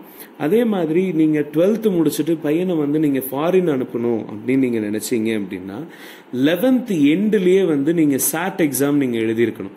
அதாவது நீங்கள் எந்த காலேஜ் போறீங்களோ அதுக்காக வந்து சாட் எக்ஸாம்னு ஒன்று சொல்லுவாங்க. யூஎஸ்ல வந்து காமன் என்ட்ரன்ஸாக அதை வச்சிருக்காங்க. அந்த சாட் எக்ஸாம் நீங்கள் எழுதியிருக்கணும், அதில் நல்ல ஸ்கோர் வந்திருக்கணும். உங்களோட ரெக்கமெண்டேஷன் வந்து இங்கே இருக்கக்கூடிய உங்களுக்கு நடத்தக்கூடிய 2 ஸ்டாஃப்ஸ் வந்து உங்களுக்கு ரெக்கமெண்டேஷன் கொடுக்கணும். அப்போ இந்த ரெக்கமெண்டேஷன் கொடுக்கறது பிரச்சனை இருக்காது, ஸ்டாஃப்ஸ் கொடுத்துருவாங்க, பிரச்சனை இல்லை. பட் நீங்கள் அந்த சாட்டில் வந்து நல்ல ஸ்கோர் வாங்கணும் அப்படின்னா உங்களோட 5th இருந்து 10th வரைக்கும் இருக்கக்கூடிய மேத்ஸ் வந்து ரொம்ப ஸ்ட்ராங்காக இருக்கணும். அங்கே integral of root tan x என்னென்னலாம் உங்களுக்கு கேட்க போகிறது இல்லை. அங்கே கேட்க போகிற கொஸ்டின்ஸ் எல்லாமே எதை பேஸ் பண்ணியிருக்குன்னா உங்களோட 5th ஸ்டாண்டர்ட்லேருந்து 10th ஸ்டாண்டர்ட் வரைக்கும் இருக்கக்கூடிய மேத்தமேட்டிக்ஸை எவ்வளோ தூரம் டெப்த்தாக கேட்க முடியுமோ அவ்வளோ தூரம் காம்படிட்டிவ் எக்ஸாம் மாதிரி உங்களுக்கு அங்கே கேட்டிருப்பாங்க. ஸோ நீங்கள் அப்போ அந்த அளவுக்கு அதில் நீங்கள் ரெடியாக இருந்தீங்க அப்படின்னா நீங்கள் அதுக்கு போகிறது பெஸ்ட். இப்போ 11th முடிச்சு 12th போகக்கூடிய பீப்புள், அதாவது 11th ரிசல்ட்டும் நாளைக்கு வருது. கிட்டத்தட்ட 8,23,000 பேர்த்துக்கு மேலே வந்து 11th வந்து எழுதியிருக்காங்க. அப்போ அவங்களுக்கு வந்து March 5 எக்ஸாம் ஸ்டார்ட் ஆச்சு. அப்படியே எக்ஸாம் நடந்தது. இப்போ நாளைக்கு வந்து 2 மணிக்கு, அதாவது May 16th மதியம் 2 மணிக்கு வந்து ரிசல்ட் வருது. அப்போ இவங்க என்ன பண்ணணும் அப்படின்னா இவங்க இது வரைக்கும் பண்ணதெல்லாம் ஓகே, இது வரைக்கும் இந்த மே மாதம் ஏப்ரல் மாதம் என்ன பண்ணாங்கிறதெல்லாம் நம்ம கதை அப்புறம் பேசுவோம். 11th படிச்சிருக்கக்கூடிய ட்ரிக்னாமெட்ரி, டிஃபரன்சியேஷன், இன்டகிரேஷன், அதே மாதிரி செகண்ட் சாப்டர் அதாவது அல்ஜிப்ராவில் இருக்கக்கூடிய லாஸ்ட் 3 எக்ஸசைஸ், லாகிரிதம், மாடுலஸ், எக்ஸ்பொனன்சியேஷன் ரிலேட்டடான எக்ஸசைஸை எவ்வளோ தடவை திருப்பி போட்டு பார்க்க முடியுமோ அவ்வளோ தடவை திருப்பி போட்டு பார்த்துட்டு இருக்கக்கூடிய எல்லா ஃபார்முலாஸையும் அவங்க ரிவைஸ் பண்ணிட்டு 12th என்டர் ஆகுறது சூப்பர். ஏன்னா இதில் இருக்கக்கூடிய கான்செப்ட் தான் அங்கே வந்து நம்ம டிஃபரன்சியேஷன் இன்டகிரேஷனில் கேட்க போகிறோம். இப்போ செகண்ட் வால்யூமில் பார்த்தீங்கன்னா ஆரம்பிக்கிறதே அப்ளிகேஷன் ஆஃப் டெரிவேட்டிவ்ஸ்னு ஆரம்பிக்கும். அதே மாதிரி அதுக்கு முன்னாடி அனாலிட்டிக்கல் ஜாமெட்ரி அப்படின்னு சொல்லிட்டு வால்யூம் 1ல் ஒரு டாபிக் இருக்குது. அந்த டாப்பிக்கில் வந்து நிறைய சம்ஸ் டிஃபரன்சியேஷன் வச்சு ஈஸியாக சால்வ் பண்ண முடியும். ஸோ இந்த மாதிரியான ஈஸினஸ் வந்து நீங்கள் கொண்டு வர முடியும் by using the 11th topics. So அதனால் 11th வந்து ரொம்ப முக்கியம். அதுலேயும் நான் சொன்ன குறிப்பிட்ட இந்த டாபிக்ஸ். ஸோ இதை கட்டாயம் அவங்க வந்து எந்த ஒரு 11th ஸ்டூடெண்ட்டும் இதில் தரவாக இருக்கணும். இதை முடிச்சுட்டு அவங்க 12th போகிறது பெஸ்ட். அப்போ 12th வந்து ஜூன்லேருந்து ஆரம்பிக்கும். திரும்ப நான் முன்னாடியே சொன்ன மாதிரி தான் செப்டம்பர் அக்டோபருக்குள்ளே போர்ஷன் முடிச்சுட்டு ஃபுல் போர்ஷன் டெஸ்ட்டுக்கு ரெடி ஆகிறது பெஸ்ட். அடுத்தது 1 மார்க்கை பொறுத்த வரைக்கும் எல்லாரும் நிறைய பேர் வந்து 1 மார்க்குக்கு இந்த மாதிரி ஒரு ட்ரைனிங் எடுக்கிறாங்களான்னு எனக்கு தெரியல. என்ன அப்படின்னா நம்ம தமிழ்நாடு ஸ்டேட் போர்டில் என்ன அப்படின்னா புக்கு வந்து அவங்க சாஃப்ட் காப்பியாக நிறைய பேர் தமிழ்நாடு கவர்மெண்ட்டே கொடுக்குறாங்க. இப்போ நீங்கள் அந்த புக்கை டவுன்லோட் பண்ணிவிட்டு அதில் இருக்கக்கூடிய 1 மார்க் பேஜஸை மட்டும் நீங்கள் பிரிண்ட் அவுட் எடுத்து நீங்கள் தனியாக கையில் ஒரு கலெக்ஷனாக நீங்கள் வச்சுக்கலாம். எப்பெல்லாம் நீங்கள் மைண்டு ஃப்ரீயாக இருக்கோ அல்லது நீங்கள் காலையில் எந்திரிச்சோன்னா ஒரு சாப்டர், நைட்டு படுக்கிறப்போ ஒரு சாப்டர், டெஸ்ட் எழுதிட்டு நீங்கள் படுக்கிறது சூப்பர். அடுத்த டேவை ப்ரொசீட் பண்ணுறதோ அல்லது நைட்டு டெஸ்ட் எழுதிட்டு தூங்க போகிறதோ பெஸ்ட் சாய்ஸ். தினமும் 2 சாப்டர். அப்போ உங்களுக்கு இதை வந்து கிட்டத்தட்ட ஒரு 3 மாதம் 4 மாதம் நீங்கள் தொடர்ந்து பண்ணுறப்ப என்ன ஆகிடும்னா 1 மார்க் வந்து நீங்கள் பார்த்த உடனே உங்களுக்கு இந்த கொஷின் புக்கில் இருந்து வந்திருக்கா இல்லையான்னு தெரிஞ்சிடும். ப்ளஸ் பார்த்த உடனே உங்களுக்கு ஆன்சரும் தெரியும். ஸோ அப்போ நீங்கள் எக்ஸாம் எழுதுகிறப்போ அங்கே இருக்கக்கூடிய டைமிங்கை வந்து நீங்கள் சேவ் பண்ணுறது இது பெஸ்ட் சாய்ஸ். இது இந்த மாதிரியான ட்ரைனிங் பண்ணுறது சூப்பர். அடுத்தது இப்போ 12th முடிச்சுட்டு எல்லாரும் என்ன பண்ணுறாங்க அப்படின்னா பசங்க வந்து 12th முடிச்ச உடனே எண்ட் ஆஃப் அதாவது லாஸ்ட் எக்ஸாம் முடிஞ்ச உடனே அப்பாடா 12th முடிஞ்சதுங்கிறாங்க. நோ, அதுக்கப்புறம் தான் 12th ஆரம்பிக்குது. அது நிறைய பேர்த்துக்கு தெரிய மாட்டேங்குது. என்ன அப்படின்னா கிட்டத்தட்ட நவம்பர் மாதமே வந்து நிறைய காலேஜோட என்ட்ரன்ஸ் எக்ஸாம்ஸ் ஆரம்பிச்சிருது. ஸோ அப்போ 12th நீங்கள் படிக்கும் போதே என்ட்ரன்ஸ் எக்ஸாமுக்கு நீங்கள் அப்ளை பண்ண வேண்டியது முக்கியம். நிறைய எக்ஸாமோட டேட் வந்து ரொம்ப சீக்கிரமாக முடியக்கூடிய டேட்ஸ் இருக்குது. இப்போ நீங்கள் ஜேஇ பார்த்தீங்க அப்படின்னா வருஷத்துக்கு 2 தடவை நடத்துகிறாங்க. ஒன்று ஜனவரியில், இன்னொன்று வந்து ஏப்ரல் எண்டில் வந்து ஒரு தடவை நடத்துகிறாங்க. அப்போ இதில் இந்த மாதிரி 2 எக்ஸாம் நடத்துறதுலாம் என்ன பெரிய ப்ளஸ் என்ன அப்படின்னா நான் ஃபர்ஸ்ட் டைம் வந்து கம்மியான மார்க் வாங்கினாலும் செகண்ட் டைம் நான் அதிகமான மார்க் வாங்கினா எதில் அதிகமோ அதை தான் எடுத்துப்பாங்க. இப்போ நீங்கள் ஃபர்ஸ்ட் டைம் எழுதும் போதே நல்ல மார்க் வந்துச்சு, செகண்ட் டைம் எழுதும்போது கம்மியான மார்க் வந்ததுன்னா இது 2ல் எது ஹையஸ்ட் மார்க்கோ அதை தான் எடுத்துப்பாங்க. ஸோ அப்போ அந்த மாதிரியான எக்ஸாமோட டெட்லைன்ஸ் எல்லாம் ரொம்ப ப்ரியராக வந்துடும். ஸோ அப்போ right time to start applying the university entrance exam எப்போ அப்படின்னா நவம்பர் 1 நீங்கள் ஸ்டார்ட் பண்ணுறது கரெக்ட். அப்போ நீங்கள் நவம்பர் 1 ஸ்டார்ட் பண்ணுறப்ப என்னென்ன வந்து நிற்கும்னா ஜேஇ மெயின் வந்து நிற்கும். அதுக்கப்புறம் வந்து எஸ்ஆர்எம் என்ட்ரன்ஸ் ஆரம்பிக்கும். டிசம்பர் எண்ட் அல்லது ஜனவரியில் ஆரம்பிப்பாங்கன்னு நினைக்கிறேன். அதே மாதிரி விஐடியோட என்ட்ரன்ஸ் எக்ஸாம் ஆரம்பிக்கும். அதே மாதிரி நிறைய காலேஜஸோட என்ட்ரன்ஸ், நிறைய காலேஜஸ் தமிழ்நாட்டுக்குள்ள இருக்கக்கூடிய காலேஜஸ் வந்து நிறைய பேர்த்துக்கு தெரிய மாட்டேங்குது. இப்போ சென்னை மேத்தமெட்டிக்கல் இன்ஸ்டியூட்னு எடுத்துக்கிட்டிங்கனாவோ அதுவோ அதே மாதிரி ட்ரிபிள் ஐடிஸ், அதை பற்றி மக்களுக்கு நிறைய பேர்த்துக்கு தெரியல. அது எல்லாத்தையுமே நீங்கள் எக்ஸ்ப்ளோர் பண்ணுறது சூப்பர். இப்போ சென்னை மேத்தமேட்டிக்கல் இன்ஸ்டியூட்லாம் என்ன அப்படின்னா அவங்க கொடுக்கக்கூடிய கோர்ஸ் வந்து கிளப்டாக ஒரு சில கோர்சஸ் கொடுக்குறாங்க. அதெல்லாம் சூப்பர் கோர்சஸ். இஸ்ரோவில் வந்து டைரெக்டாக நீங்கள் வந்து பிளேஸ் ஆகிறதுக்கான சான்ஸ் இருக்குது. அதாவது அவங்க வைக்கக்கூடிய கேட் எக்ஸாம் முடிச்சு நீங்கள் அங்கே போகிறதுக்கோ அல்லது அவங்க வைக்கக்கூடிய செலெக்ஷன் ஸ்டாஃப் செலெக்ஷன் எக்ஸாம் முடிச்சுட்டு நீங்கள் உள்ளே போகிறதுக்கோ ரொம்ப யூஸ் ஆகக்கூடிய கோர்ஸ் எதுன்னா இந்த சென்னை மேத்தமேட்டிக்ஸில் கொடுக்கக்கூடிய கோர்சஸ். ஸோ இந்த மாதிரியான நம்ம தமிழ்நாட்டுக்குள்ளே இருக்கக்கூடிய முக்கியமான ஒரு சில கோர்ஸ் எல்லாம் நிறைய பேருக்கு தெரிய மாட்டேங்குது. அதே மாதிரி மெட்ராஸ் ஸ்கூல் ஆஃப் எக்கனாமிக்ஸ், அவங்க வந்து எக்கனாமிக்ஸை மேத்ஸ் ஃப்ளேவரில் தராங்க. அதெல்லாம் சூப்பரான கோர்சஸ். அந்த அனாலிட்டிக்ஸோட கொடுக்கக்கூடிய காலேஜஸ் ரொம்ப கம்மி. ஸோ இந்த மாதிரி கோர்சஸை ப்ரிஃபர் பண்ணுறது பெஸ்ட் சாய்ஸ். அப்போ நீங்கள் இதுக்கான என்ட்ரன்ஸ் எக்ஸாமுக்கான அப்ளிகேஷன் நீங்கள் எப்போ இருந்து பார்க்கணுன்னா நவம்பர்லேருந்தே நீங்கள் பார்க்க ஆரம்பிக்கணும். ஸோ இது முக்கியம். அடுத்தது எக்ஸாம், இந்த இதெல்லாம் என்ட்ரன்ஸ் எக்ஸாம் எல்லாம் எங்கே வரைக்கும் போகும் அப்படின்னா நம்ம ஏப்ரல், மே, ஜூன் எண்டு வரைக்குமே இந்த என்ட்ரன்ஸ் எக்ஸாம்ஸ் எல்லாமே இருக்குன்னு வச்சுக்கோங்களேன். நிறைய காலேஜஸ் இன்னும் நார்த்தில், அதே மாதிரி கர்நாடகா, பெங்களூரில் நிறைய காலேஜஸ் வந்து நீங்கள் எக்ஸ்ப்ளோர் பண்ணுறது சூப்பர். அது நிறைய பேர் எக்ஸ்ப்ளோர் பண்ண மாட்டேங்கிறாங்க. இப்போ ஒரு சில காலேஜஸ் நான் நேம் பண்ண வேண்டாம்னு பார்க்குறேன். அந்த காலேஜ் எல்லாம் வந்து அந்த காலேஜில் அப்ளிகேஷன் பார்த்தாலே 90% வந்து அவுட் ஆஃப் த தமிழ்நாட்டிலேருந்து அப்ளை பண்ணுறாங்க. ஸோ என்ட்ரன்ஸ் எக்ஸாம் முடிஞ்ச உடனே நீங்கள் வந்து காலேஜில் corresponding time, so entrance exam முடிஞ்ச உடனே நீங்கள் அந்த கரஸ்பாண்டிங் காலேஜஸில் நீங்கள் ஜாயின் பண்ணுவீங்க. அப்போ உங்களுக்கு இதில் ஒரு முக்கியமான விஷயம் என்ன தெரியணும்னா, நீங்கள் ப்ரிப்பேர் பண்ணது எல்லாமே கரெக்டாக இருந்தால் நீங்கள் தான் காலேஜ் சூஸ் பண்ணணுமோ தவிர காலேஜ் வந்து உங்களை சூஸ் பண்ணக்கூடாது. எனக்கு நான் இவ்வளோ தான் மார்க் வாங்கியிருக்கேன் அதனால் இந்த காலேஜ் தான் எனக்கு கிடைக்கும் அப்படின்லாம் நீங்கள் சொல்லவே கூடாது. நீங்கள் உங்கள் கையில் வந்து எல்லா ஆப்பர்ச்சுனிட்டி கையில் இருக்கணும். You have to choose it. So அந்த மென்டாலிட்டியில் ப்ரிப்பேர் பண்ணுறது பெஸ்ட் சாய்ஸ். அதே மாதிரி இன்னும் அன்எக்ஸ்ப்ளோர்டு எதெல்லாம் அப்படின்னா நாட்டா எக்ஸாம், அதாவது ஆர்கிடெக்சர் பிஆர்க்குக்கான எக்ஸாம் எல்லாமே வந்து அன்எக்ஸ்ப்ளோர்டாக இருக்குது.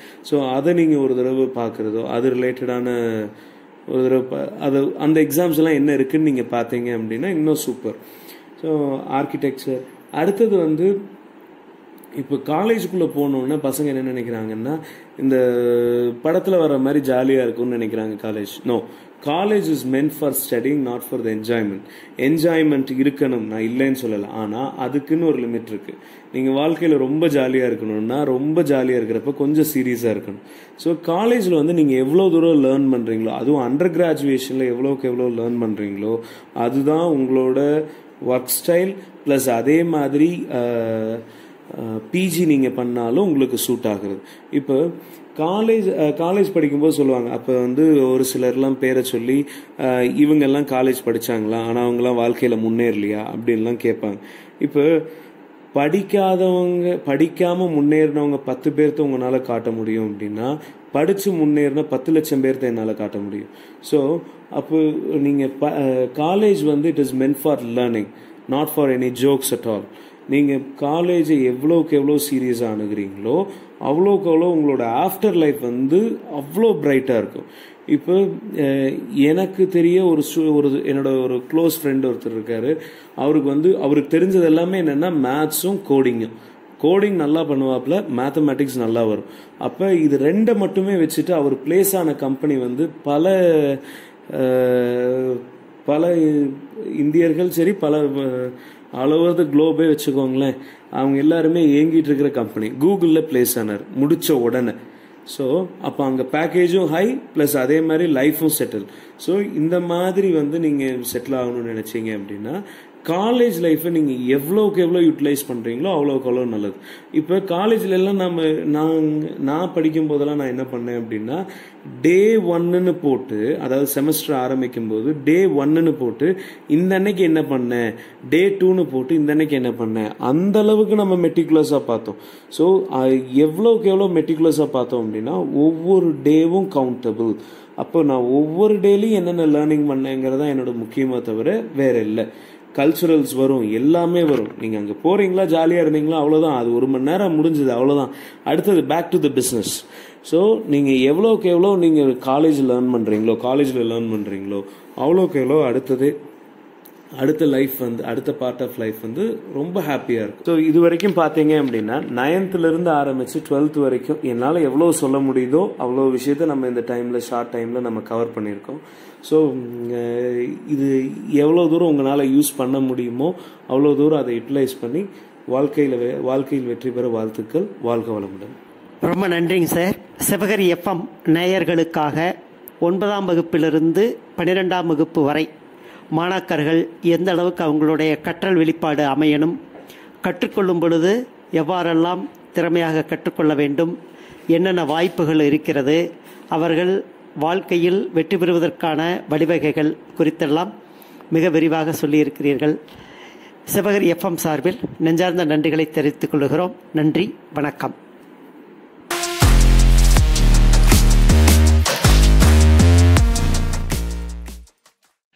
இதுவரை சிவகரி எஃப்எம் ரேடியோவில் நம்ம ஊர் விஐபி என்ற நிகழ்ச்சியில் கல்வி வழிகாட்டி என்ற தலைப்பில் டாக்டர் திரு V M Hariharan BE, ME, BSc maths, MSc maths, PGDBI, PGDSA, BA, MBA, PhD and CEO in Vels Infoway and Techjet Academy, Chennai அவர்கள் பங்கு பெற்றதை கேட்டறிந்தோம். சிவகரி எஃப்எம் ரேடியோ சார்பில் அனைவருக்கும் நன்றிகள்.